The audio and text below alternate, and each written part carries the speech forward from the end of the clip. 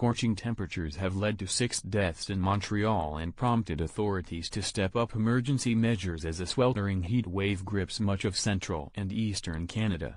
Firefighters are going door-to-door to check on at-risk residents in Montreal, and health officials have set up drop-in cooling centers in the city to offer respite from sizzling temperatures reaching 40 C once the humidity is factored in. Southern Ontario has been hard hit as well. The humidex in Ottawa on Canada Day was 47 C, the highest recorded for the city. Landrew on, Montreal's regional director of public health, says the number of calls for ambulance transport rose to 640 on Tuesday, compared with a normal average of 540. Medics say they have had little rest since the heat wave began on Saturday. "Our people are starting to be tired on the road," Benoit Garneau of the Urgence Santé ambulance service said. "It's gotten difficult for our crews." Montreal City Hall unveiled an extreme heat plan on Tuesday that includes distributing water to groups working with the homeless. Mayor Valérie Plante urged people to check on vulnerable neighbors, including seniors. Firefighters planned to do 5,000 home inspections among those considered most at risk from high temperatures. They planned to visit thousands more as the heat was expected to continue until Friday. In the Eastern Townships region southeast of Montreal, 4 deaths are under investigation to determine if they are related to the extreme heat. Authorities were expected to provide more details on Wednesday morning.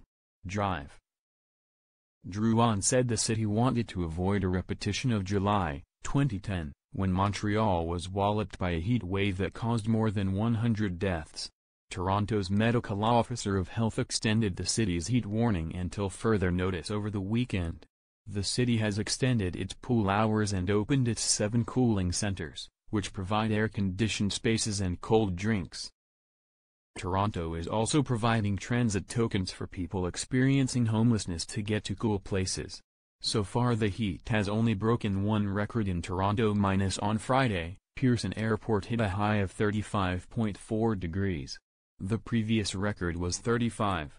"What's more unique about this is the duration," said Kelly Hobelman, a meteorologist with Environment Canada. Temperatures in Canada's largest city have topped 30 degrees every day since Friday. "Usually when we get heat events it only lasts 2 or 4 days, Ms. Hobelman said. "It's not as normal that we see this length of a heat wave." Toronto's longest heat wave was 12 days in 1953, but the city sees a heat wave lasting a week or so about every 5 to 10 years, Ms. Hobelman said. The last one was in 2011 at 8 days. Before that, it was 2001. The heat wave has hit the Atlantic provinces. A heat warning is in effect for Halifax as Nova Scotia has been experiencing temperatures of around 30 degrees, or up to 39 degrees with the humidex. But relief is coming, however slowly.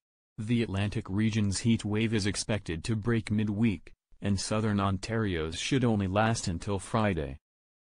A high of 26 and low of 14 is expected in Toronto on Friday, Ms. Hobelman said, with a chance of showers and a thunderstorm. University of Waterloo climate scientist Blair Feltmate says the heat wave can't be directly attributed to climate change. But that suggesting the two aren't linked would be like arguing that no particular home run can be attributed to steroids when a baseball player on a hitting streak is caught doping. Mr. Feltmate says that while one isolated event might be normal, the world and Canada are seeing more extreme weather events minus patterns that can be attributed to climate change. Isolated adults, seniors, young children, people experiencing homelessness and people with certain mental health illnesses, chronic illnesses, heart and lung issues or limited mobility are at greater risk of heat-related illnesses. Even those not specifically at risk are encouraged to stay inside or in the shade, and to limit outdoor activity in the heat. If you're doing well, make sure you check on those who may be more vulnerable, any friends and family, those who are living alone, Ms. Hobelman said. And also remember to make sure you don't leave any people or pets in your car, as temperatures will rise dramatically within minutes. With a report from the Canadian Press.